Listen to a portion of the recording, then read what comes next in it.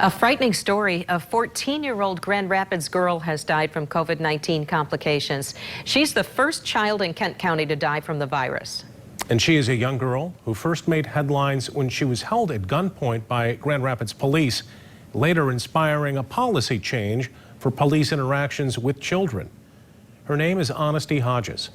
Honesty's family tells us that she died from COVID complications yesterday. News 8's Heather Walker has the exclusive interview with her family's warning tonight. I first met Honesty when she was 11 years old. She was brave, smart, and kind, determined to make a difference in the world, and she did. Now her family wants to continue her push for good by sharing her story about the battle she lost to COVID. She could have been the vice president one day, or maybe even the president if she chose to do that. The world was open to her. What's life like going to be without her? Man. 2 weeks ago, Honesty was... She was healthy, happy. Her grandmother, Elise Niemeyer, says Honesty had no known underlying health problems when she went into the hospital for stomach pains the day of her 14th birthday. It just went down from there, like incredibly quickly. There was no way we thought this was ever going to happen. You know, she's going to get better and she's going to come home and we're going to have a birthday party. That birthday party never happened. At the hospital, Honesty tested positive for COVID-19.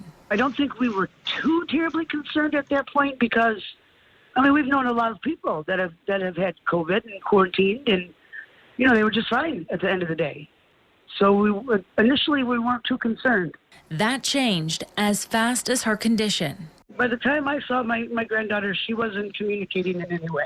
Honesty was admitted to the intensive care unit. She was immediately given an iron transfusion, a blood transfusion, put on oxygen, and later placed on a ventilator. The girl who was once so strong. What do you hope these changes do? Help them realize what they did was wrong. No longer able to fight. We've got to take this seriously. And I know there's people out there that just don't want to take it seriously and they don't want the government telling them what they can and can't do. And I do understand that, but at the end of the day, this is a real thing. We know that statewide, fewer than 6 people under the age of 20 have died from COVID. Honesty's family has set up a GoFundMe account to help pay for their expenses. We have that link at woodtv.com. In studio, Heather Walker, News 8.